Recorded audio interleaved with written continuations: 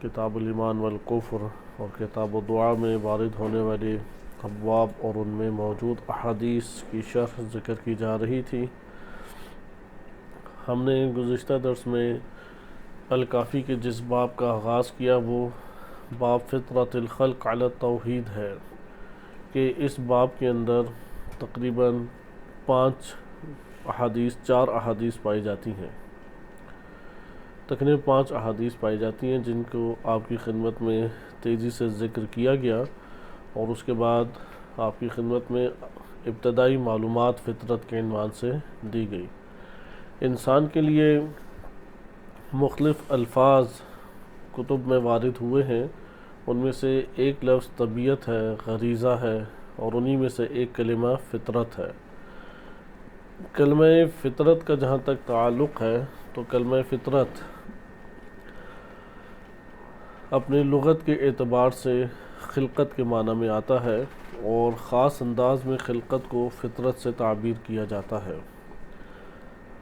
کہا جاتا ہے کہ کتب میں وارد ہوا ہے کہ ابن عباس سے منقول ہے کہ میں یہ نہیں جانتا تھا کہ قرآن کریم میں جو کلمہ فاطرہ یا فطرت لفظ آیا اس کا لغوی معنی کیا ہے۔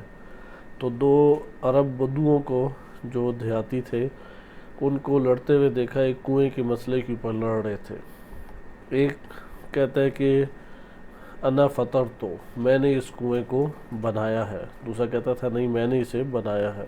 کہتے ہیں اس استعمال سے میں جان گیا کہ اس کا مطلب کیا ہے۔ بس فطرت کلمے کا ڈکشنری اور لغتاً مطلب وہ خلق کرنے کے ہیں۔ ایک معنی جو ہم نے ذکر کیا تھا لغت ہی سے وہ ہے شق کرنا، پھاڑنے کے معنی میں بھی ہے۔ جس طرح سے بیج جو ہے وہ شق ہوتا ہے تو اندر سے پودا نکلتا ہے۔ بہرحال یہ لغوی معنی تھے جو بحث آپ کی خدمت میں پہلے گزر گئی۔ فطرت قرآن کریم کا ایک نظریہ ہے، احادیث اہل بیت علیہ السلام میں تفصیلی اس کا تذکرہ ہے اور انسان کی خلقت سے تعلق رکھتا ہے، اور یہ جو انداز خلقت ہے اس کا بیان بھی دین اسلام نے خصوصی طور پہ پیش کیا ہے۔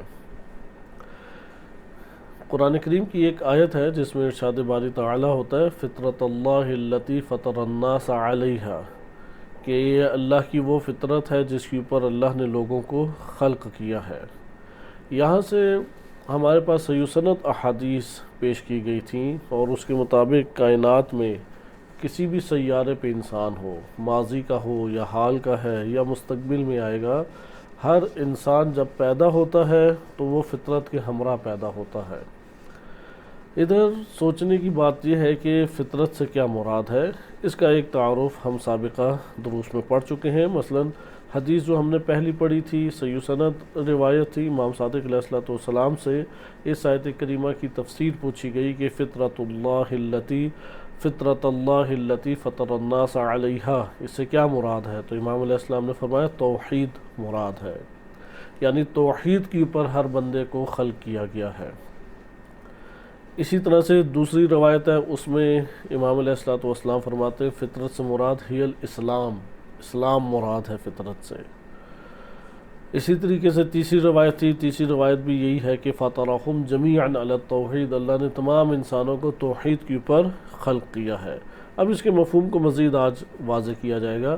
چوتھی روایت جس میں بیان کیا گیا کہ حنیفیت وہ فطرت میں سے ہے، قرآن کریم نے حنیفیت کا تذکرہ کیا ہے، حنیفا مسلمین، یا حنیف کلمہ جو ہے قرآن میں متعدد جگہوں کے پر آیا ہے، حنفاء للہ غیر مشرکین بہ، تو حنیفیت سے مراد بھی یہی فطرت ہے احادیث معتبرہ کے مطابق۔ روایات اہل بیت علیہ السلام میں اس بات کی بھی تصریح کی گئی ہے کہ فطرت قرآن کریم کی آیت سے البتہ استفادہ کرتے ہوئے تبدیل نہیں ہوتی، کیونکہ قرآن کی اسی آیت میں ہے کہ لا تبدیل لخلق اللہ، کہ اللہ کی اس خلقت میں کسی قسم کی بھی تبدیلی واقع نہیں ہوتی۔ بس یہ جو میں نے آپ کے سامنے بیان کیا ہے یہ ہمارے پاس وہ نصوص ہیں جس پر وحی کی وجہ سے بھی ایک اعتقاد قائم کرنا ضروری ہے، کیونکہ آیات ہیں یا معتبر احادیث ہیں، یہ ضعیف احادیث نہیں ہے، معتبر احادیث میں وارد ہوا ہے۔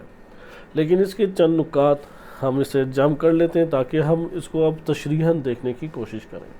بس پہلی چیز ہمارے پاس قرآن کریم کی صریح آیات سے یہ بات آ گئی کہ اللہ نے فطرت کے اوپر انسانوں کو خلق کیا ہے۔ دوسری بات ہمیں اسی آیت کریمہ کہ سورہ روم آیت نمبر غالباً 30 ہے، سورہ روم آیت نمبر 30، فطرت اللہ التی فطر الناس علیہا، اسی میں ارشاد باری تعالیٰ ہوتا ہے لا تبدیل لخلق اللہ، اللہ کی اس خلقت میں کسی قسم کی تبدیلی نہیں ہے۔ بس پہلا نقطہ قرآن کی اس صریح آیت سے کیا پتہ لگا کہ فطرت کے اوپر خلق ہوا ہے۔ نمبر 2، یہ تمام مخلوقات میں یکساں ہے، اور ہر انسان جو کسی بھی جگہ پر خلق ہو، ماضی ہو یا مستقبل میں خلق ہوگا یا حال میں خلق ہوا، وہ کس کے اوپر خلق ہے؟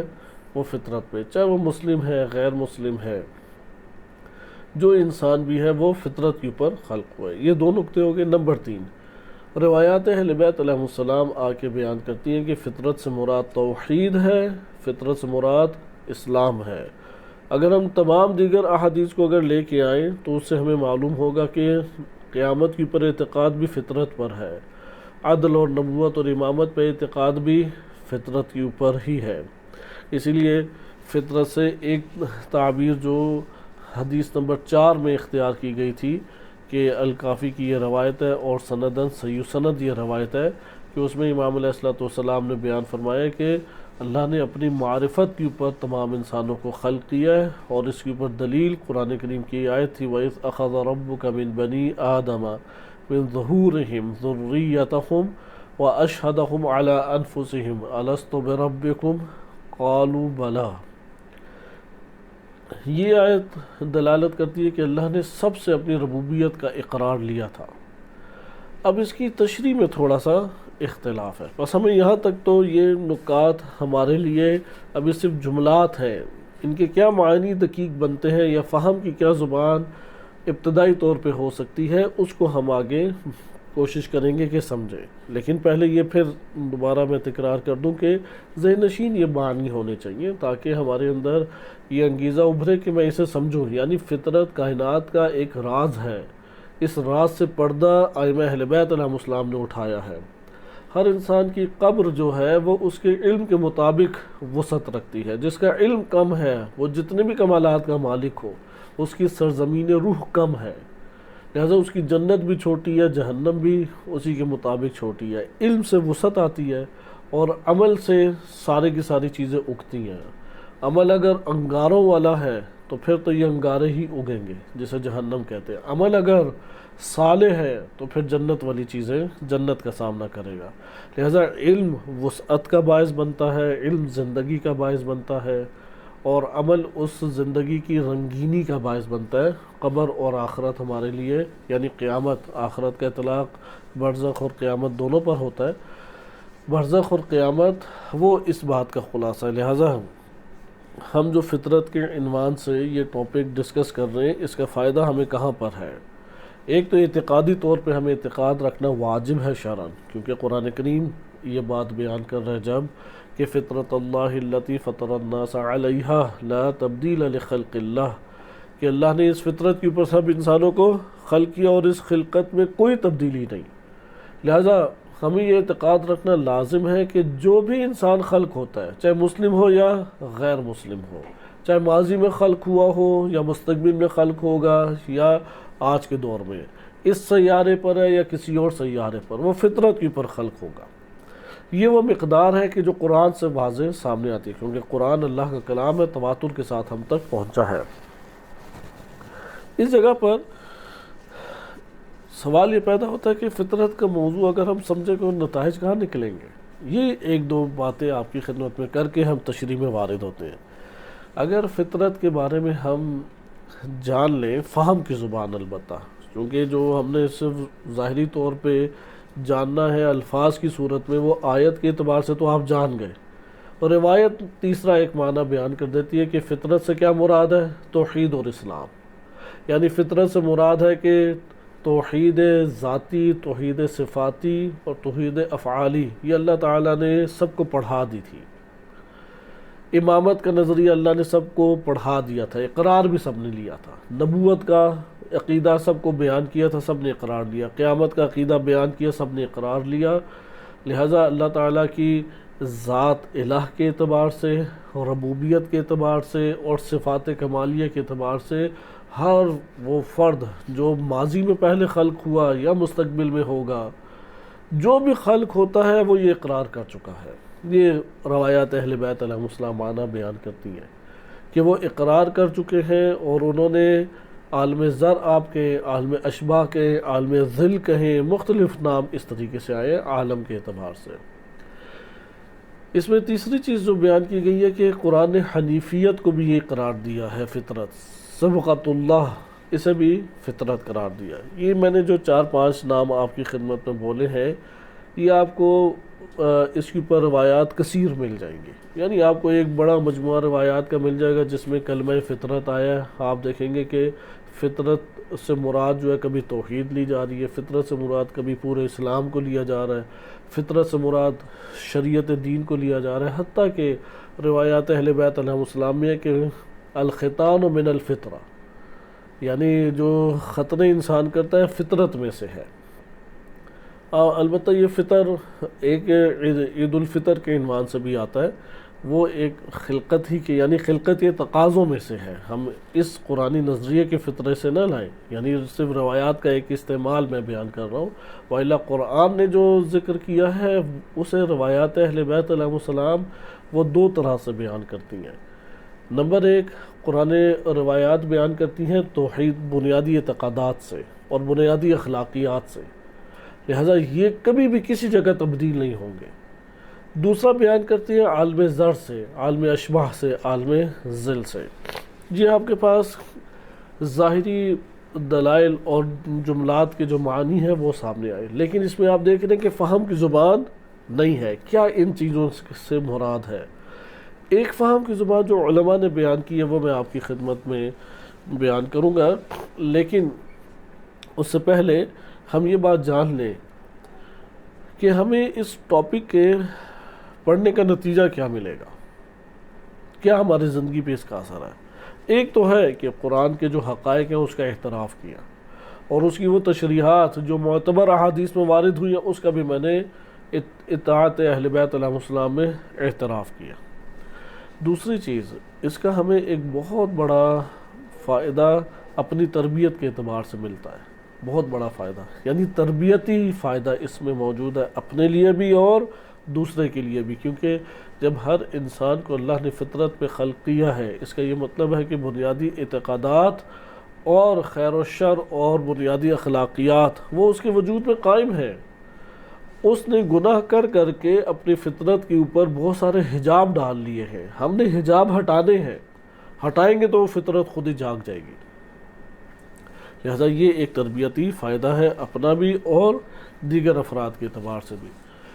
تیسرا ہمیں یہ فائدہ ملتا ہے کہ انسان کی خلقت کا اگر ہم مشاہدہ کریں اور اس اعتبار سے اگر کائنات جو ابھی دنیا چل رہی ہے اس کو ہم مد نظر رکھیں، تو وہاں پہ ہمارے لیے ایک قوی امید پیدا ہو جاتی ہے کہ فطرت کے تقاضوں کو جگانے کی صورت میں تیزی سے افراد جو ہیں وہ فطرتی دین کے اندر داخل ہو سکتے ہیں۔ اس لیے فطرت کو اجتماعی طور پہ اجاگر کرنے اور ابھارنے کی کوشش کریں۔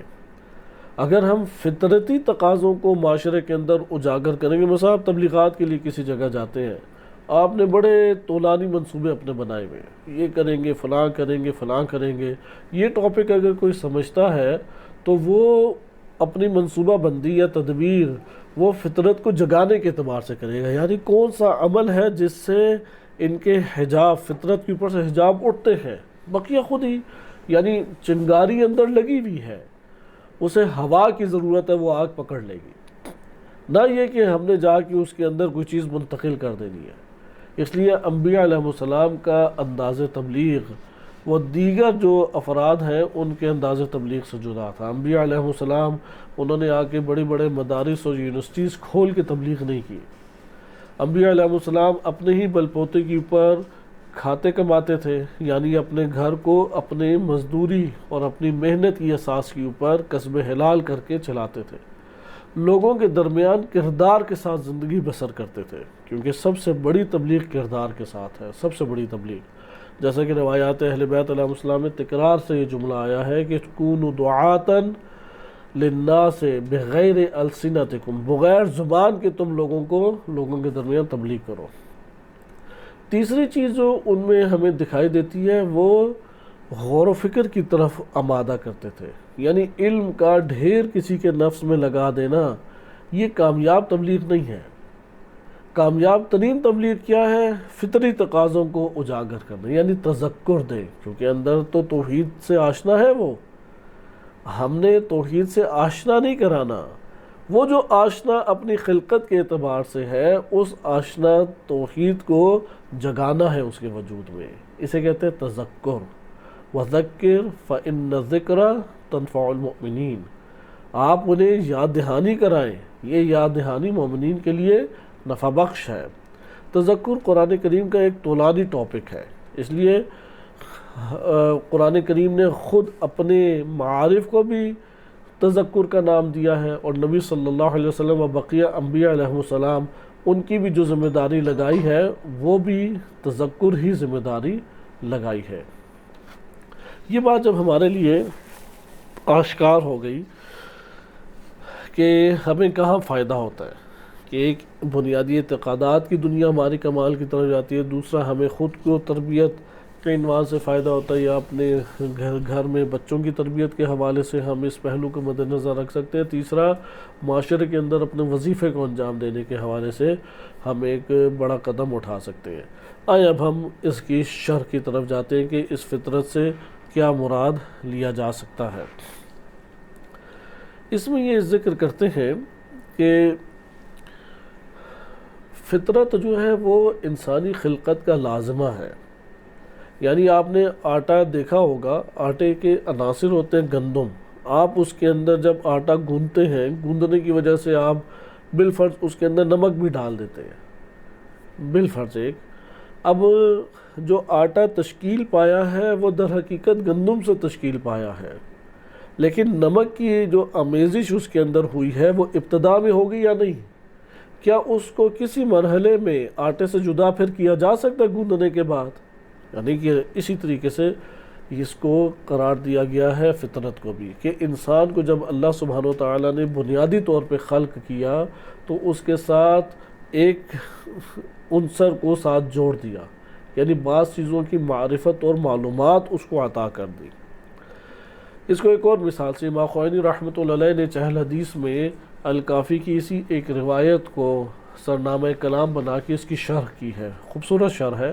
اس میں امام خوئینی رحمۃ اللہ علیہ ذکر کرتے ہیں کہ فطرت لازمہ ہے۔ لازمے سے کیا مراد ہے؟ آگ آپ نے دیکھی ہوگی، آگ جب جلتی ہے تو حرارت ساتھ ہوتی ہے یا نہیں؟ یہ حرارت یہ لازمہ کہلاتی ہے۔ انسان کو جیسے ہی اللہ نے خلق کیا تو اس کے ساتھ یہ جڑی ہوئی ایک چیز تھی جسے فطرت کے نام سے آپ جان سکتے ہیں۔ بس فطرت انسانی خلقت کا ایک ایسا لازمے کے طور پہ جو اساسی نہیں، یعنی وہ جو خلقت کے اپنے عناصر ہیں وہ انسانیت کہلاتے ہیں، لیکن انسانیت کو جس سانچے میں اللہ نے ڈھالا ہے وہ سانچہ، مثلاً آپ نے ایک آپ آٹا یا مواد لیتے ہیں، بسکٹ بناتے ہیں بالفرض، میدے کا آپ نے مواد لیا، اب وہ مواد آپ کے سامنے پڑا ہوا ہے، آپ ایک سٹار والا کوئی ایک شیپ، سٹار شیپ کا ایک سانچہ لے لیتے ہیں، وہ اس کے اوپر لگاتے ہیں۔ اب جب وہ بسکٹ جدا طور پہ بن رہا ہے تو وہ اپنی اس شکل و صورت سے باہر آ سکتا ہے، یعنی جب وہ بسکٹ وجود میں اب آ رہا ہے تو آپ نے کس کے ذریعے سے اسے وجود میں لائے ہیں؟ ایک سانچے کے ذریعے سے۔ ایک شیپ آپ نے لی، سٹار کی لے لیں، مربع لے لیں، جب آپ نے اس کے اوپر رکھی اور اسے جدا کیا، اس طرح ایک بسکٹ سامنے آ گیا۔ اب اس بسکٹ کی ایک شکل ہے یا نہیں؟ آپ اس شکل کو اس بسکٹ سے جدا کر سکتے ہیں کہ بسکٹ قائم بھی رہے اور شکل نہ ہو؟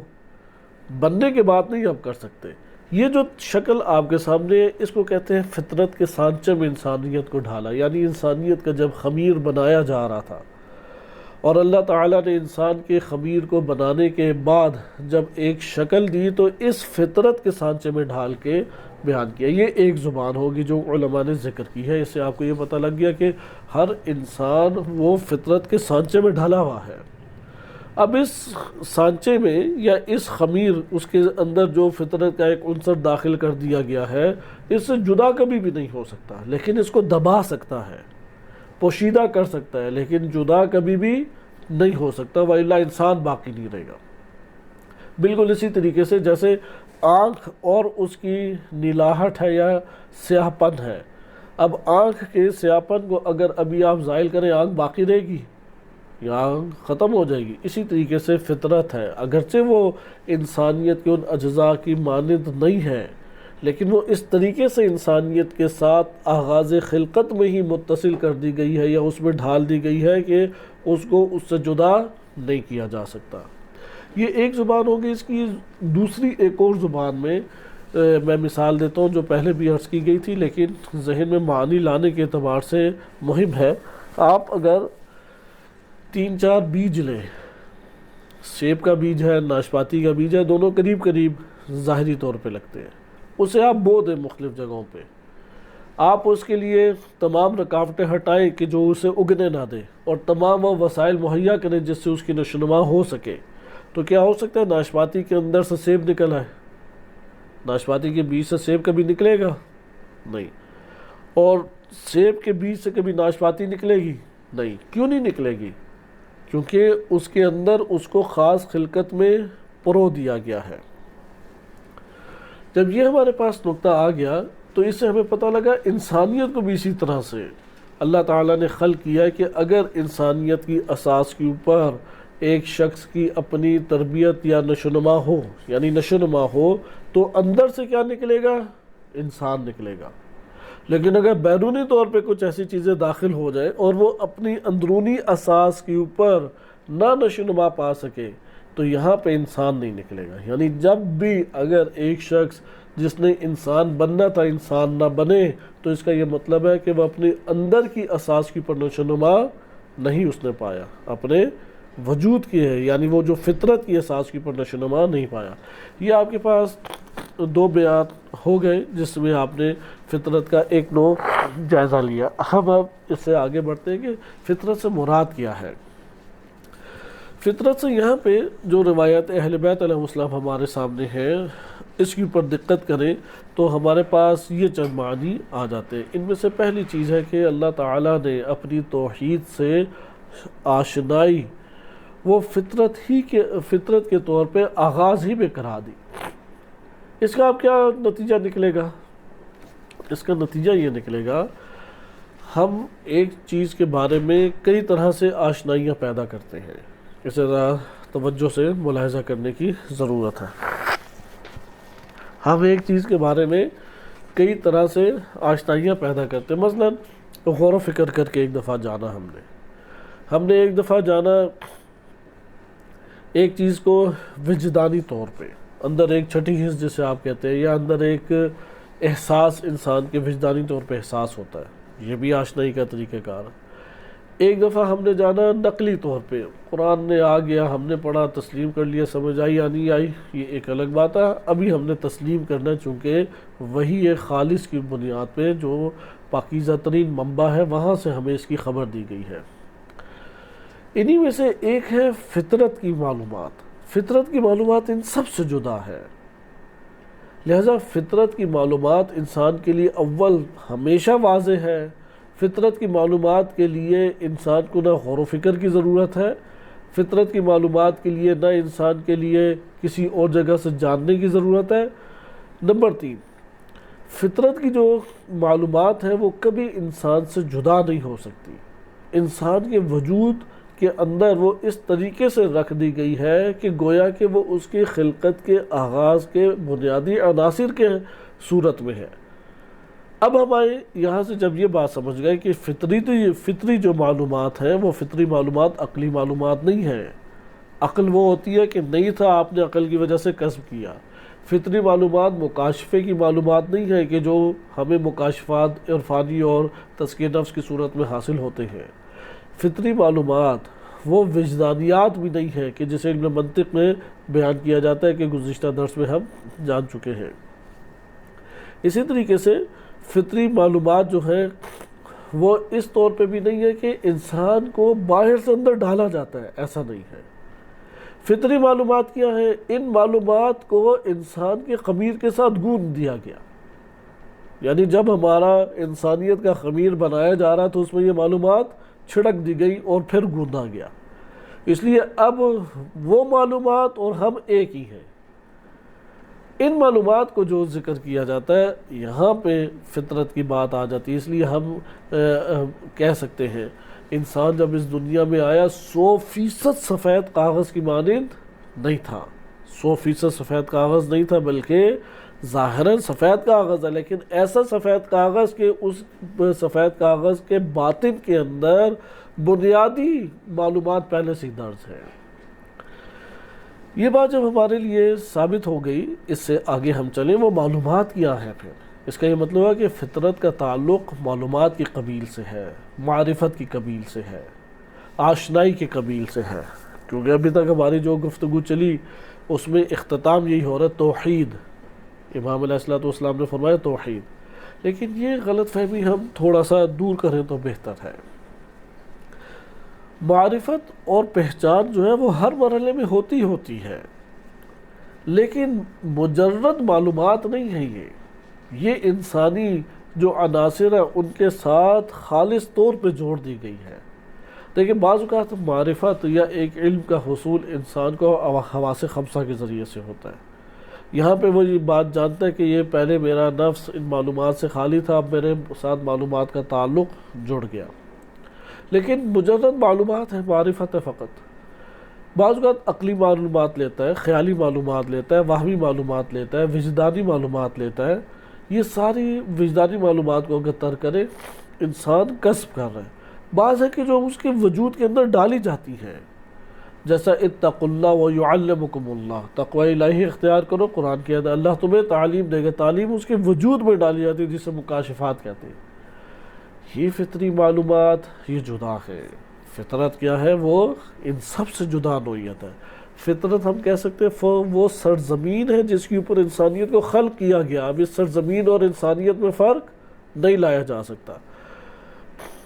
اچھا، اب ہم بعض اوقات ایسی چیزیں ہیں، مثلا میں کلمہ ہم محبت کی وضاحت کرتے ہیں، ہمارے انشاءاللہ یہ ٹاپک آئے گا.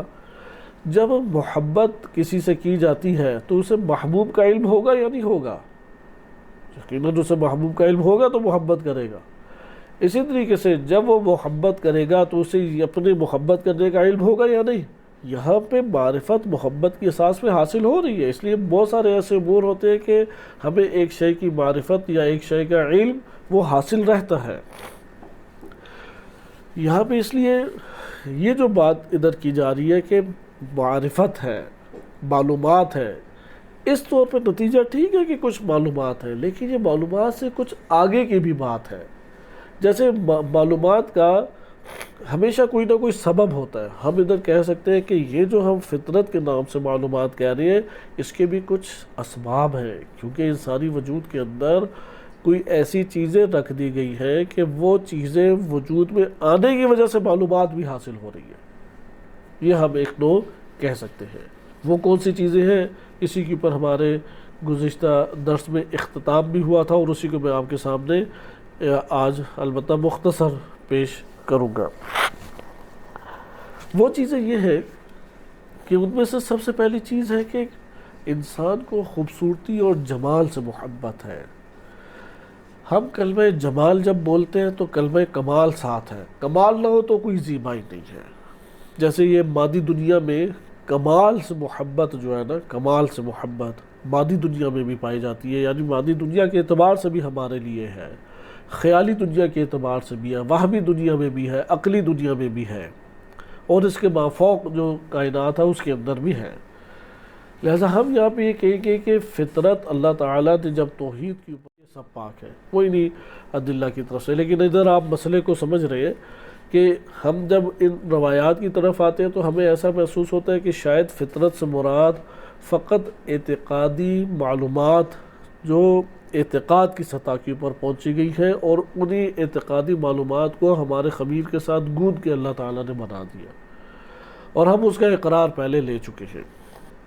اس لیے یاد دہانی پہ وہ عناصر ہمارے اندر جاگ جاتے ہیں. ٹھیک، یہ بھی ایک تشریح بنتی ہے، لیکن ادھر آپ ایک اور سوال کریں کہ پھر یہ جو کمال سے محبت، خیر اور فضیلت کو کمال قرار دینا، عشق اور محبت کرنا، پرستش اور عبادت کرنا، یہ بھی تو فطری چیزیں ہیں، انہیں آپ کس طریقے سے فطرت قرار دے رہے ہیں؟ ادھر آپ یہ بھی ممکن ہے کہہ سکیں گے کہ روایات ایک ساتھ کیوں نہیں بیان کرتی کہ فطرت یعنی توحید، فطرت یعنی اسلام، فطرت یعنی عقیدہ نبوت اور امامت، آپ دیکھ رہے ہیں کہ الگ الگ بیان کر رہی ہے۔ اس کا جواب امام خوینی رحمۃ اللہ علیہ نے بڑا خوبصورت دیا، اور انہوں نے ایک نظریے تفسیری کی طرف اشارہ کیا ہے،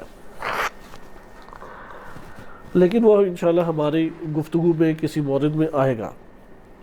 روایات اہل بیت علیہ السلام جب ایک آیت کی تفسیر کرتی ہے اور تفسیر کرتے ہوئے ایک مصداق کا تذکرہ کرتی ہے، اس کا تعین کرتی ہے کہ اس سے مراد یہ شے ہے، تو وہاں پہ روایات اہل بیت علیہ السلام وہ سب سے واضح ترین مصداق کو ذکر کر رہی ہے۔ وہ یہ نہیں کہہ رہی کہ اس کے علاوہ کوئی اور مصداق نہیں ہے، وہ یہ نہیں کہہ رہی کہ اس کے علاوہ کوئی اس کے منطبق یا کسی اور چیز کی پر نہیں ہو سکتا۔ مثلا جب فطرت سے مراد روایات اہل بیت علیہ السلام یہ کہہ رہی ہے کہ ہی التوحید، یا یہ کہہ رہی ہے کہ ہی الاسلام، تو اس کا یہ مطلب نہیں ہے کہ ہم نبوت اور امامت نہیں ہے، اس کا یہ مطلب نہیں ہے کہ خیر اور شر کی تعلیمات نہیں ہے، یا اس کا یہ مطلب نہیں ہے کہ تقوی اور فجور الہام ہمارے اندر نہیں ہے، نہیں، اس کا یہ مطلب نہیں ہے۔ اس کا مطلب ہے کہ ان سب کے سب جو فطری ہمارے پاس مجموعہ بنتا ہے معلومات کا، لے لیں یا بعض عناصر رکھنے کی وجہ سے بعض ہمارے معلومات کا آنا لے لیں، ہر دو صورتوں میں یہاں پہ سارے کے سارے مصادیق فطرت کے کہلائیں گے۔ وہ روایات جو تنہا تنہا ذکر کر رہی ہیں وہ سب سے واضح ترین مصداق ذکر کر رہی ہیں۔ مثال کے طور پہ اگر قرآن کریم کی آیت میں آتا ہے کہ یا ایھا الذین آمنوا کتب علیکم الصیام، روایت آ کے کہتی ہے کہ بالفرض، ایک فرضی میں مثال دے رہا ہوں، ایمان سے مراد یہاں پہ مومنین سے مراد ائمہ اہل بیت علیہ السلام ہے۔ اس کا یہ مطلب نہیں ہے کہ روزے فقط انہی پر واجب ہیں، بقیہ امت پہ نہیں۔ روایت بیان کرنا چاہ رہی ہے کہ ایمان کے اعلیٰ ترین مراتب پہ جو سب سے پہلے ہستیاں آتی ہیں وہ یہی ہستیاں ہیں، تو اصل میں یہ زبان استعمال کر رہے ہیں۔ یا اگر روایت آ کے بیان کرتی ہے کہ فَاسْأَلُوا أَهْلَ الذِّكْرِ، اہل ذکر سے پوچھو، اس کا یہ مطلب نہیں ہے کہ اہل بیت علیہ السلام کے علاوہ کسی سے کبھی کسی نے سوال کرنا ہی نہیں اور یہ حرام ہو جائے گا، اللہ تو دنیا میں علم ختم ہو جائے، ایک روایت ہم سے نہ ملے، روایت ایک راوی نے دوسرے راوی سے پوچھا تو اس کو عطا ہوئی۔ وہاں پہ یہ مراد ہے کہ اہل ذکر میں سب سے اہم ترین، واضح اور بلند ترین جو اس کا مصداق ہے وہ ائمہ اہل بیت علیہ السلام ہے۔ اسی طریقے سے ایک اور میں مثال دیتا ہوں، قرآن کریم میں ارشاد باری تعالیٰ ہوتا ہے والشمس والقمر، یہ جو والشمس والقمر کی بات بیان کی گئی ہے، مثلا سورہ شمس کی آپ مثال لیں، والشمس اذا، مثلا قرآن کی ایک آیت چلتی ہے کہ والنہار اذا تجلی، یا یہ کہ واللیل اذا یغشی، یا قرآن نے شمس اور قمر کا تذکرہ کیا تو شمس اور قمر کے تذکرے سے آپ روایات اہل بیت علیہ السلام مراد لیں تو بعض اوقات آپ کو کیا دکھائی دیتا ہے کہ وہاں پہ مراد نبی صلی اللہ علیہ وسلم سورج سے، اور قمر سے کیا مراد لیے گئے امام علی علیہ السلام۔ اگر اس طرح سے روایات آئیں تو اس کا یہ مطلب نہیں ہے کہ جو یہ آسمان پہ سورج موجود ہے اس کو شمس نہیں کہا جا سکتا، جو رات کو ٹکڑا روشن ظاہر ہوتا ہے آسمان پہ اسے قمر نہیں کہا جا سکتا، یہ مراد نہیں ہے۔ مراد یہ ہے کہ شمس اور قمر کے الفاظ کا جن جن معنی پر اطلاق ہوتا ہے ان میں سب سے واضح اور بارز اور روشن مصداق وہ یہ ہستیاں ہیں، اور ان کے اوپر بھی ہوتا ہے لیکن سب سے روشن مصداق یہ ہستیاں ہیں۔ اس اعتبار سے اگر آپ آئیں تو یہ ٹکراؤ ہمارے لیے حل ہو جاتا ہے کہ اگر ایک روایت آگے کہہ رہی ہے کہ فطرت سے مراد توحید ہے، ایک روایت آگے کہہ رہی ہے فطرت سے مراد اسلام ہے، ایک روایت آگے کہہ رہی ہے فطرت سے مراد عدل اور مثلا امامت اور نبوت اور امامت ہے یا قیامت ہے، اس سے یہ ٹکراؤ کیا ہے ختم ہو جاتا ہے۔ کیونکہ اگر توحید بیان کی جا رہی ہے تو بلا شک و شبہ فطرت کا اطلاق جن جن چیزوں پہ ہوتا ہے اس میں سب سے زیادہ واضح اور بارز اور آشکار ترین کون سی چیز ہے؟ توحید ہے۔ اگر اس کے بعد سب سے بارز اور آشکار ترین کون سی چیز ہے؟ اسلام ہے، امامت ہے، قیامت ہے، اسی طرح خیر و شر کی تعلیم ہے، تقوی اور فجور کا بیان ہے، لہذا ساری کی ساری چیزیں فطرت کہلائیں گی۔ بالکل اسی طریقے سے اگر سورہ شمس سے آتا ہے والشمس اذا ضحاہا یا والقمر اذا تلاہا والنہار اذا جلاہا واللیل اذا یغشاہا، تو یہاں پہ شمس اور قمر کا جو تذکرہ ہے اس میں سب سے واضح ترین، آشکار ترین بلا شک و شبہ وہ نبی صلی اللہ علیہ وسلم کی ہستی ہے کہ جس نے پوری کائنات کو ہدایت کے نور سے روشن کیا۔ پھر امیر المومنین علیہ السلام کی ہستی ہے کہ جنہوں نے شریعت محمدی صلی اللہ علیہ وسلم کی پاسداری بھی کی اور اس کو امت تک پہنچایا اور اسے نافذ کرنے کی کوشش کی، اسے بیان کیا، مبین ہے، محافظ ہے اس کے۔ اسی طریقے سے سورج اور یہ آسمان میں جو سورج ہے اس کے اوپر بھی اطلاق ہوتا ہے، رات کو جو ایک ٹکڑا نکلتا ہے روشن اس کے اوپر بھی اطلاق ہوتا ہے، اس لیے یہ آپس میں ٹکراؤ نہیں رکھتی۔ یہ بات جب ہمارے لیے واضح ہو گئی تو ہم اس اگلے مرحلے میں داخل ہوتے ہیں۔ فطرت بلا شک و شبہ ایک معنی میں معلومات کا نام ہے، معرفت کا نام ہے۔ روایت نے، جیسا کہ آپ نے الکافی کی 5 روایات ملاحظہ کی، اس میں واضح ہے کہ اللہ تعالیٰ نے ان سب کو خلق کیا ہے اپنی معرفت کے اوپر۔ یہ معرفت فطری کہلائے گی، یہ اپنی شناخت کے اوپر۔ معرفت ادھر کس معنی میں؟ شناخت، یعنی ہر انسان جو خلق ہوتا ہے وہ اللہ کو جانتا ہے۔ اس لیے سب سے پہلا فطرت کے عنوان سے جو موضوع ہمارے سامنے آتا ہے وہ ذات و وجود باری تعالیٰ کا اقرار ہے۔ یہ جو وجود کا اقرار ہے کیونکہ ہر انسان کا ایک وجودی تعلق اللہ سبحانہ و تعالیٰ کے ساتھ ہے۔ مثال کے طور پہ ایک سمندر ہے، یہ صرف مثال ذہن سے قریب کرنے کے لیے ہے کیونکہ اللہ تعالیٰ کے لیے مثل نہیں ہے۔ وَلَهُ الْمَثَلُ الْأَعْلَى قرآن کی آیت ہے، اس لیے علماء مثل کی نفی کرتے ہیں۔ یہاں پہ جو مثال دی جا رہی ہے یہ معنی قریب کرنے کے لیے، اللہ کے ساتھ کسی کو نعوذ باللہ تشبیہ نہیں دی جا رہی۔ بعض یہ گمان کرتے ہیں کہ جب سمندر اور اس کے یا سورج اور کرنوں کی بات کی جائے تو شاید نعوذ باللہ مثالیں جو ہے وہ تشبیہت دی جا رہی ہے، تشبیہ نہیں ہے، یہ معنی قریب کرنے کے لیے ہے، تاکہ آپ کی خدمت میں ذکر کیا جائے کہ انسان کو، یعنی یہ جسمانی خلقت کی باتیں نہیں ہیں، یہ انسانی نفس اور روح کی خلقت کی باتیں ہیں۔ اس کے اوپر دلائل ہمارے پاس عقلی بھی ہیں، نقلی دلائل تو آپ ابھی سن ہی رہے ہیں، عقلی دلائل بھی ہیں لیکن وہ تھوڑے پیچیدہ ہیں، فلسفی دلائل، اس لیے اس سے کنارہ کش کیا جاتا ہے۔ یعنی انسانی روح اور انسانی نفس کے اندر بعض چیزیں ہیں فطری، اور یہ فطری ہر انسان کے اندر موجود ہے۔ یہ فطری چیزیں، یہ انسان کی غفلت، انسان کے گناہوں کی انجام دہی، نمبر 3 انسانی نفس کی کثیر مشغولیت، اس کی وجہ سے یہ چھپ جاتی ہے، یعنی یہ حجاب ہے۔ مثال کے طور پہ، کیونکہ یہ والا نقطہ ہمیں ذہن نشین کرنا ضروری ہے، وائلا ابھی یہ والے آپ حجاب ہٹا دیں تو آپ کو اجاگر ایک فطرت اندر نظر آئے گی۔ ہر انسان کے اندر فطرت ہے، اس لیے فطرت کو اجاگر کر کے کسی کو ہدایت کی طرف لانا یہ انبیاء و ائمہ علیہ السلام کا طریق ہے۔ کسی کو معلومات کا ٹرانسفارمر بنا دینا اور ساری معلومات اس کے اندر محفوظ کر دے، یہ ہے کہ جو انبیاء کے طریق سے واقف مبلغ نہیں ہے وہ یہ والا طریق اختیار کرتے ہیں کہ اسے اچھی خاصی سنائی جائے، خوب انہیں یہ موضوع سنایا جائے، فلاں سنایا جائے، جیسے کہتے ہیں کہ اس کو آپ سنائے تو سنائیں گے نہیں تو کیسے اس کو معلوم ہوگا، نہیں۔ یہ دو ہمارے پاس طریق بھی جدا ہے، اس لیے انبیاء و ائمہ علیہ السلام جو باتیں سناتے تھے وہ فطرت کو بھڑکانے کے لیے ہے۔ اس کو ایک اور انداز میں بیان کروں، کیونکہ فطرت کی ہمارے پاس فطری تعلیمات سب سے بہترین تعلیمات شمار ہوتی ہے، حتیٰ کہ عقلی تعلیمات سے بھی بالا تر شمار ہوتی ہے فطری تعلیمات۔ اس لیے میں ایک اور انداز سے اسے بیان کرتا ہوں۔ مثلا آپ نے بعض اوقات دیکھا ہوگا کہ لوہے کے اوپر یا یہ وائٹ بورڈ ہے اس کے اوپر بالفرض ایک ڈسٹر ہے وہ چپک جاتا ہے۔ آپ دیکھتے ہیں کہ یار وائٹ بورڈ سامنے سے خالی ایک وائٹ بورڈ ہی ہے، یعنی ہلکا سا گتا سا ہے، اور یہ بھی فوم ٹائپ ہے، یہ کیسے چپک گیا؟ تھوڑی دقت کرتے کرتے تو دیکھتے ہیں کہ اس ڈسٹر کے پیچھے بھی ایک چھوٹا سا مقناطیس ہے، میگنیٹ ہے، اور اس گتے کے پیچھے بھی ایک پوری کی پوری مقناطیس کی ہلکی سی لیئر ہے۔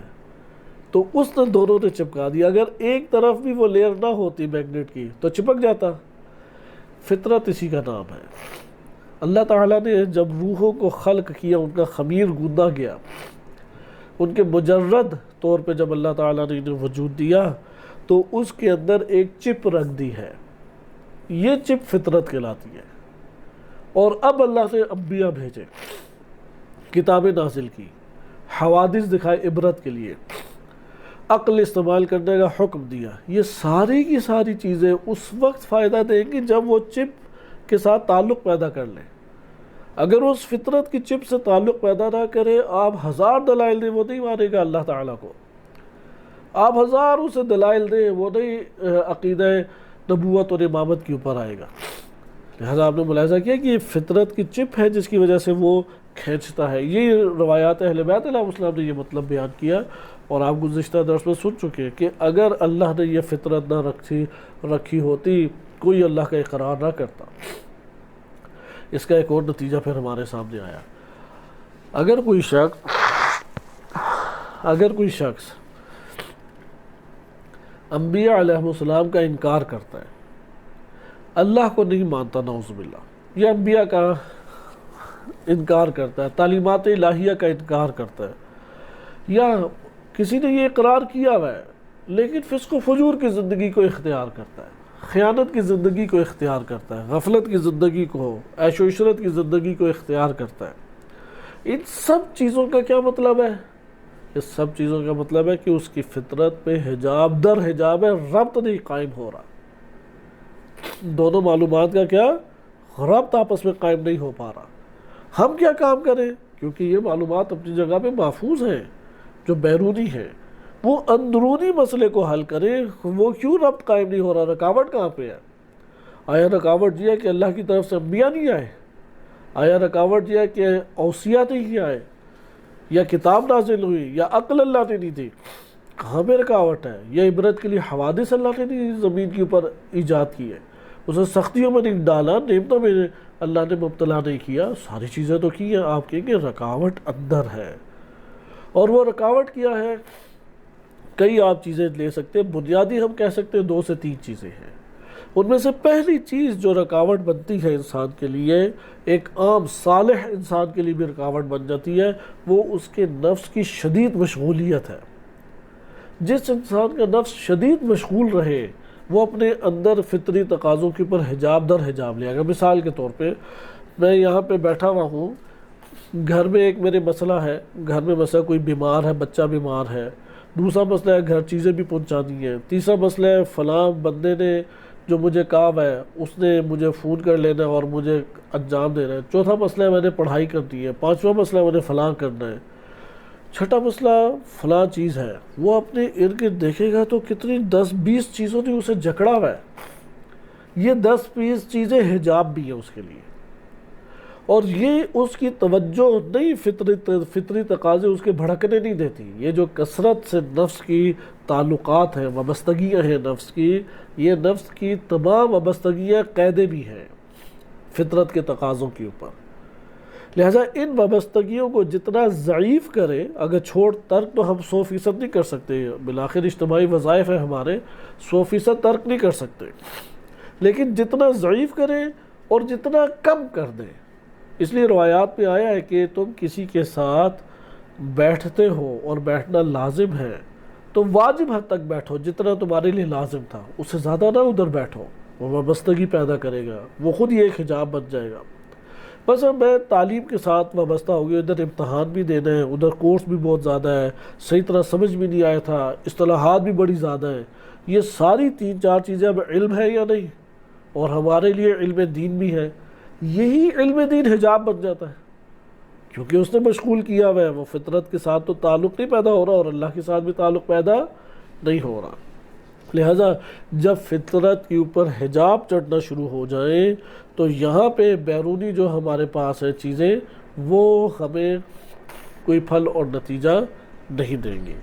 یہ بات جب آپ کے لیے آشکار ہو گئی تو آئیں اب اس کے اوپر تھوڑا سا اور غور و فکر کریں کہ یہ ایک مسئلہ تھا. گناہ ہو جائے، گناہ تو بہت گہرا حجاب چڑھا دیتے ہیں فطرت میں. تیسرا سرکش اور بغاوت ابھرا ہے. بعض نفوس ہوتے ہیں سرکش، طغیانیت ہوتی ہے، حدود کو پار کرتے ہیں، وہ حیوانیت کے اوپر شدت کے ساتھ ڈٹ جاتے ہیں. یہ بڑے شدید نفوس ہیں. یہ جو تین چیزیں ہیں یہ فطرت کے آپ یہ کہہ لیں کہ کامل دبا دیتی ہیں. اس لیے جتنے بھی افراد گمراہ ہوئے ہیں یا دین کی طرف نہیں آتے، ان کی فطرت کے تقاضوں کے اوپر کیا ہے؟ ایک حجاب چڑھا ہوا ہے. فطرت تک پہنچ جائے تو فطرت سے خدا سے ربط انسان کا شروع ہو جاتا ہے. مثلا اللہ سبحانہ و تعالیٰ سے ہر انسان کا وجودی ربط ہے. وہ وجودی ربط کس نوعیت کا ہے؟ جس طرح سمندر سے آپ سمجھیں کہ 100 نہریں نکلی، ہر نہر سے لوگ استفادہ کر رہے ہیں. ہر نہر کی زمین جدا ہوگی یا نہیں ہوگی؟ اس زمین کے اعتبار سے، اس کے حالات کے اعتبار سے، اس کے اثرات اور آثار اور اس کی خصوصیات کچھ نہ کچھ کسی حد تک جدا ہوں گے یا نہیں؟ اگرچہ اشتراک بھی ہے لیکن جدائی ہوگی یا نہیں؟ اسی طریقے سے کائنات کا ہر ذرہ وہ اللہ سے ایک اپنے ہی ذریعے سے وجودی تعلق رکھتا ہے، اپنی ذات کے اعتبار سے وجودی تعلق رکھتا ہے. یہ وجود کا تعلق ہے، مادی تعلق نہیں ہے. اس لیے جو وجود کو صحیح سمجھ سکتا ہے وہ اس مسئلے کو بھی صحیح سمجھ سکتا ہے.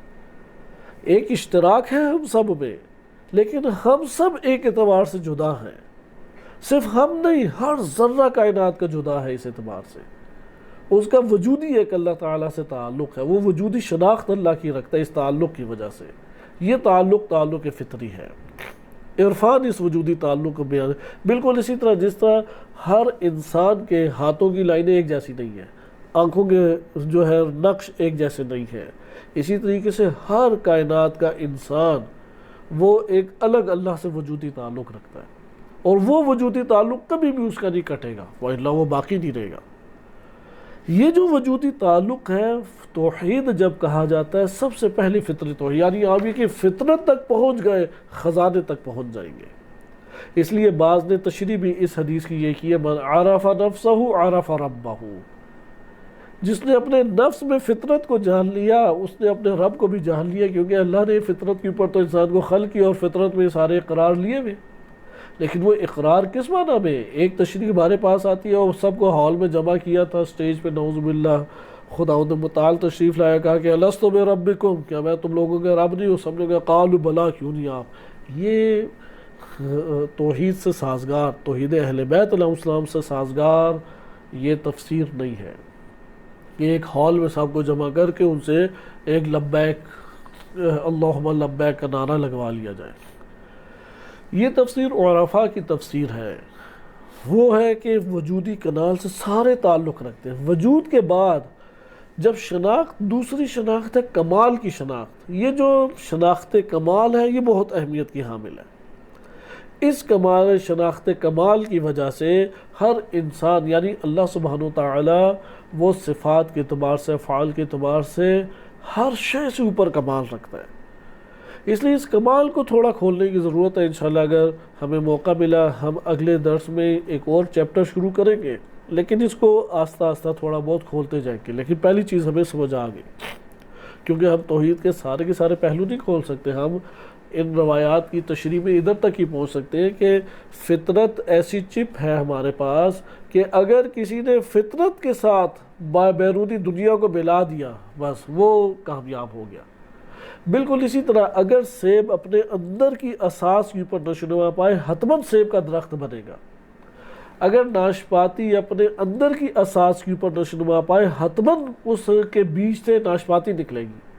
اسی طرح اگر انسان اپنی فطرت کے باطنی طور پہ جو فطرت ہے اللہ تعالیٰ نے باطن میں رکھی ہے، اس باطن کی اساس کے اوپر نشوونما پائے حتماً انسان نکلے گا. نہ فرشتہ نکلے گا نہ حیوان نکلے گا. انسان کے لیے فرشتہ بننا خوبی نہیں ہے، انسان کے لیے حیوان بننا بھی خوبی نہیں ہے، انسان کے لیے انسان بننا خوبی ہے. یعنی حیوانی جو عناصر ہیں اسے بھی اعتدال میں وہ انجام دے، اور جو فرشتے کے عناصر ہیں اسے بھی اعتدال میں انجام دے. لہٰذا اگر فرشتہ بن جائے مثلا اس نے شہوت ہی ختم کر دی، آپریشن کرایا اس نے، سارے وہ اپنے وجود سے جنسی شہوت کے عناصر کو نکال دیا یا دبا دیا، اب اس کو کوئی حصے نہیں بھڑکتی، اب نہ محرم پہ نگاہ جائے گی، نہ اسے شادی کی ضرورت ہے، اور یہ جنسی بے روی سے بچ جائے گا۔ اسی طرح کوئی اس نے علاج کیا، اسے بھوک ہی نہیں اب زیادہ لگتی، نیند ہی نہیں زیادہ آتی، ایسی گولیوں کا استعمال کرے، یہ خوبی نہیں ہے۔ اس چیز سے انسان کے وجود کے اندر جو ہے وہ کمال تشکیل نہیں پاتا۔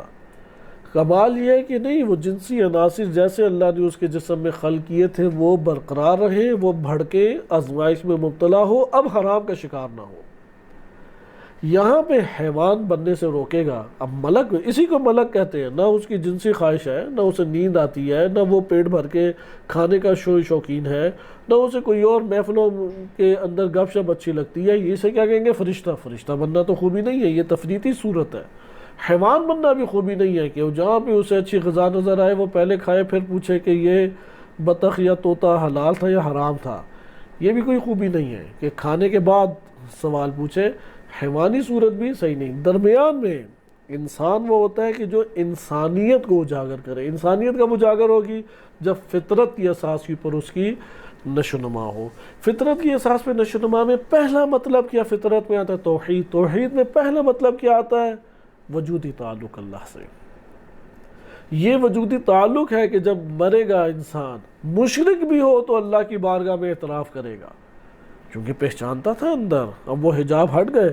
قرآن نے واضح طور پہ کہا ہے کہ الہاکم التکاثر، یہ جو کثرت سے تمہاری مشغولیت ہے کہ تم ایک فلان جگہ سے بھی وابستہ ہو، تیسری جگہ سے بھی، چوتھی جگہ بھی، پانچویں جگہ بھی، فلاں محفل بھی اٹینڈ کرنی ہے، فلاں کو بھی تم نے ٹائم دینا ہے، فلاں سے بھی وعدہ کیا ہوا تھا، گھر والوں کو پھرانے کے لیے بھی لے کے جانا ہے، پیسہ بھی تم نے کمانا ہے، ہزار مشغولیتوں کے ساتھ اسی نے تو تمہیں لاہ و لعب کی زندگی میں مبتلا کیا ہوا ہے، اسی نے تو تمہیں غافل کیا ہوا ہے۔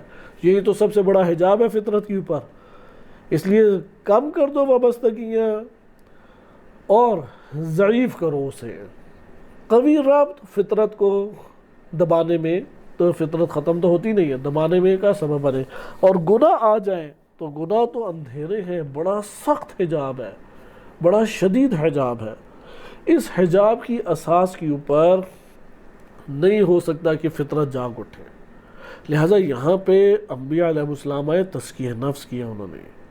یزکیہم، قرآن میں جو آیت ہے اس کا یہ مطلب ہے معاشرے کا تزکیہ کرتے تھے، ایک دو افراد کا نہیں۔ عالم کا وظیفہ معاشرے کو ڈیل کرنا ہے۔ اچھے افراد تو کس مجمع میں نہیں ہوتے، 4-5 اچھے افراد سے تو ہم تعلق سارے قائم کر سکتے ہیں۔ وہ معاشرے کو مد نظر رکھتے تھے۔ اللہ تعالیٰ نے انبیاء کو مومنین کے درمیان نہیں بھیجا، مشرکین کے درمیان اللہ نے بھیجا ہے، مکذبین کے درمیان بھیجا ہے اللہ تعالیٰ نے، طواغیت کے درمیان اللہ تعالیٰ نے بھیجا ہے۔ اور بھیجنے میں پھر جو بھی قدم اٹھایا اس قدم میں تقاضا کس چیز کا تھا؟ ان کے فطری تقاضوں کو ابھارے۔ یہ آپ نے ملاحظہ کیا کہ ایک وجودی ربط ہے۔ دوسرا ہمارے پاس جو اس باب میں چیپٹر کھلتا ہے وہ کمال سے ہے۔ صرف اس کی طرف میں اشارہ کر کے اپنی بات ختم کرتا ہوں، اور وہ کمال کا نقطہ یہ ہے، یعنی کمال سے ربط یہ ہے، اللہ تعالیٰ نے ہر انسان کی، کیونکہ انسان کی اس خاص نوعیت کی خلقت کو فطرت کہتے ہیں، ہر ذرے کی اپنی خاص خلقت ہے، لیکن اس کی خلقت کو فطرت قرآن نے نہیں کہا، اس لیے ہم نے لفظ رکھا قرآن کا قرآنی نظریہ۔ فطرت قرآنی نظریہ، لغت کے اعتبار سے ہر ذرے کے اوپر یہ کلمہ منطبق ہو سکتا ہے، لیکن آپ قرآن کے اعتبار سے دیکھیں تو صرف اور صرف انسان کی خلقت کو فطرت کہا گیا ہے۔ ادھر یہ جو دوسرا نقطہ ہے اس کے اوپر آپ خود غور و فکر کیجئے، انشاءاللہ اس کے اوپر ہم تھوڑا سا کلام اگلے درس میں کریں گے، اور وہ معنی یہ ہے کہ ہر انسان اپنے وجود کے اندر کمال سے محبت رکھتا ہے۔ ہر انسان وہ کس کو کمال قرار دیتا ہے یہ اختلاف ہو سکتا ہے، لیکن ہو نہیں سکتا ہے کہ کوئی کمال سے محبت نہ رکھے۔ وجہ یہ ہے کمال سے محبت، کمال سے محبت کی بنیادی وجہ یہ ہے کہ کمال ہمیشہ زیبائی اور جمال کا وجود دیتا ہے۔ اس نقطے کو ذہن نشین رکھیں کہ کمال ہمیشہ کسے وجود دیتا ہے؟ زیبائی کو، خوبصورتی کو۔ مادی خوبصورتی ایسا نہیں ہے کہ اللہ نے کہا ہو کہ اسے اختیار ہی نہیں کرنا، اسے اختیار کرنے میں عیب نہیں ہے، لیکن ان ضابطوں کے ذریعے سے۔ اب یہ جو باطن میں اللہ نے کمال کی ہمیں جستجو رکھی ہے، فطرت کس مقام پر ہے؟ صرف اتنی بات کافی نہیں ہے، کیونکہ کمال کے بغیر جمال ہو ہی نہیں سکتا، ناممکن ہے، ناممکن۔ مثلا ہمارا جسم ہے، ہمیں جب یہ جسم خوبصورت نظر آئے گا، وہ نظر ہی اس وقت آئے گا جب جسمانی کمال جو اعضاء و جوارح کا ہمارے تناسب ہے وہ برپا ہو۔ مثلا ناک جتنی بھی خوبصورت ہو، اگر کان کے اوپر لگا دی جائے پھر وہ زیبائی نہیں ہوگی۔ اسی طریقے سے انسان کی جلد جتنی ہی زیبا کیوں نہ ہو، اگر وہ جو انسان کی جلد ہے وہ تناسب اس طریقے سے نہ رکھے کہ جس طرح سے انسانی وجود کے اوپر اللہ نے چڑھائی ہے، کوئی زیبائی پیدا نہیں کرے گی۔ اس لیے آپ نے ملاحظہ کیا ہر چیز کا کمال بھی اسی کے مطابق ہے، یہ بھی یاد رکھیں۔ ممکن ہے کہ ایک چیز کا کمال میرے مطابق نہیں ہے۔ مثلا ایک جانور ہے، اس کی زندگی اسے پتہ ہے کہ بھائی میری زندگی اسی صورت میں ہے کہ میں دانتوں سے نہ کھاؤں، نگلوں۔ ہم کہیں گے یار یہ عجیب خلقت ہے، دانت ہوتے ہوئے بھی یہ نہیں کھاتا اور اندر نگل جاتا ہے، اس کے لیے کمال ہی نگلنے میں ہے۔ لیکن ہمارے لیے کمال یا بعض حیوانوں میں کمال کیا ہے؟ دانتوں سے چبانے میں۔ اس لیے ہر کمال اسی ذات کے مطابق ہے، اس لیے اس ذات کے مطابق جائزہ لیں گے۔ لیکن کمال جمال کو وجود دیتا ہے، اگر کمال نہیں ہے تو جمال بھی نہیں ہے۔ دنیا میں چونکہ دنیا فانی ہے اور دنیا عارضی ہے، اس لیے اس کے سب کمالات بھی فانی ہیں اور عارضی ہیں، اس لیے اس کا جمال بھی فانی ہے اور عارضی ہے۔ آخرت باقی ہے، آخرت ہمیشگی رکھتی ہے، اس لیے اس کا کمال بھی ہمیشگی رکھتا ہے اور جمال بھی ہمیشگی رکھتا ہے۔ لیکن آخری مطلب اس میں کمال کائنات کے ہر ذرے میں ہی پایا جاتا ہے، اس لیے ہر ذرے میں جب آپ کمال کی جہت سے اسے دیکھیں گے آپ کو اس میں جمال نظر آئے گا۔ بس آپ کو یہ پتہ لگ جائے، جیسے یہ بعض ممالک میں تجربہ بھی ہوا کہ انہوں نے چوہے مار دیے سارے، اس سال انہیں فصل کا خوب نقصان ہوا، کیونکہ وہ کیڑے کھاتے تھے چوہے، تو کیڑوں کی پیداوار زیادہ ہوئی تو فصل وہ کھا گئے کیڑے سارے۔ انہوں نے پھر اگلے سال خوب چوہے پالے اور پھر چھوڑے۔ اب آپ خالی چوہے کے اوپر دیکھیں تو آپ کو کوئی خوبصورتی نہیں دکھائی دے گی، لیکن آپ نے جب اس کے فلسفہ حیات کو دیکھا ادھر تو آپ کو کمال کیا لگے گا؟ توازن ہونا چاہیے چوہوں کی پیداوار میں، چوہے ختم بھی نہیں کرنے، ورنہ وہ کیڑا جسے پکڑنے میں آسان ہے اور مارنا آسان ہے وہ پوری فصل ہی کھا جائے گا۔ ادھر جب ہر ذرے میں کمال ہے تو یہ نقطہ آپ کے لیے اہمیت کا حامل ایک بن جاتا ہے، اور وہ نقطہ یہ ہے کہ آپ ہر کمال کو جب حاصل کرنا چاہیں گے اور اسے لے لیں، دل مطمئن نہیں ہوگا۔ یعنی فطرت فقط ادھر نہیں ہے، کمال نہیں، لفظ کمال سے محبت، کمال کو چاہنا، کمال سے الفت، یہ جملہ ایک نوع ناقص ہے فطرت کے بیان میں۔ آپ کہیں گے کمال مطلق سے محبت، یعنی کسی نے اگر کمال مطلق کی مقید سے محبت کیا ہے اس سے آوازار ہو جائے گا۔ مثلا کسی کو مال بڑا اچھا لگتا ہے، جم کر لے گا پھر اس سے دل اچاٹ ہو جائے یار کچھ بھی نہیں ہے۔ کسی کو نرم بستر بڑا اچھا لگتا ہے، مہنگے سے مہنگا بستر لے آئے 4 دن بعد دل اچاٹ ہو جائے گا۔ کسی کو بڑا اچھا ہے گھر، بڑے وسیع گھر اچھے لگتے ہیں، منتقل ہو جائے گا دل اچاٹ۔ وہ کائنات کے ہر کمال کو حاصل کر کے دیکھے گا، دل مطمئن نہیں ہوگا۔ کیوں؟ جمال نہیں تھا اس میں، نہیں جمال تھا۔ کیوں؟ کیونکہ فطرت یہ بتاتی ہے کہ کمال مطلق کی طرف جاؤ تاکہ جمال مطلق کو حاصل کر سکو۔ ایک ایسے کمال کی طرف جاؤ جس میں نقص نہ ہو، ایک ایسے جمال کی طرف جاؤ جس میں عیب نہ ہو۔ یہ فطرت کا تقاضا ہے، اس لیے یہ فقط اور فقط اللہ کے پاس موجود ہے۔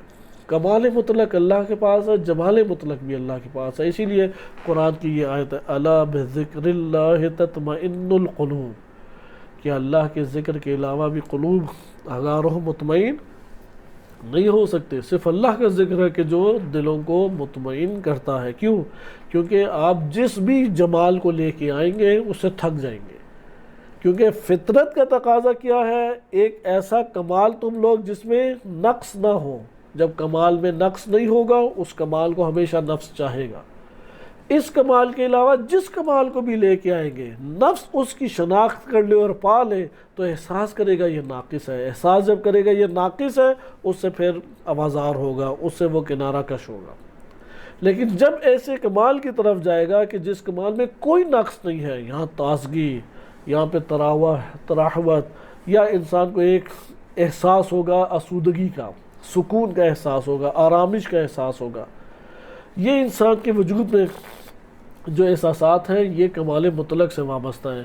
اسی طرح ہر جمال کو جب انسان پا لیتا ہے، ہر زیبائی کو پا لیتا ہے، اس سے انسان پھر تھک جاتا ہے اندر۔ کیوں تھک جاتا ہے؟ کیونکہ ہر جمال میں عیب پایا جاتا ہے، اس عیب کی وجہ سے وہ اس سے کنارہ کش ہونے لگ جاتا ہے۔ اس کی مثالیں کثیر ہیں، وقت کی قلت کی وجہ سے صرف میں نام آپ کی خدمت میں، مثلا نیند ہے، تھکاوٹ میں نیند بہت اچھی لگتی ہے، لیکن عیب ہے کہ جب تھکاوٹ اتر گئی پھر بھی نیند ہمارے لیے اختیار میں، یہاں پہ آپ کو نیند اچھی نہیں لگے گی۔ بھوک کے ساتھ کھانا اچھا لگتا ہے، لیکن ایک وقت آئے گا کہ 2 دن وہ کھانا مل جائے تھک جائیں گے آپ، کیونکہ ہر جمال میں عیب پایا جاتا ہے، سوائے کمال مطلق کی اساس کے اوپر جو جمال ہے اس میں کوئی عیب نہیں ہے۔ فطرت کا تقاضا یہ ہے کہ ایسے کمال کو تلاش کرو جس میں نقص نہ ہو، ایسے جمال کو تلاش کرو جس میں قباحت نہ، قبیح پن نہ ہو، جس میں عیب نہ ہو، ایسے جمال کو تلاش کرو۔ اور یہ دونوں چیزیں فقط اور فقط اللہ سبحانہ وتعالی میں پائی جاتی ہیں۔ یہ وہ مراد تھا کہ توحید ہے فطرت سے مراد۔ انشاءاللہ اگلے درس میں بقیہ پڑھیں گے۔ صلی اللہ علیہ سیدنا محمد وآلہ الطاہرین۔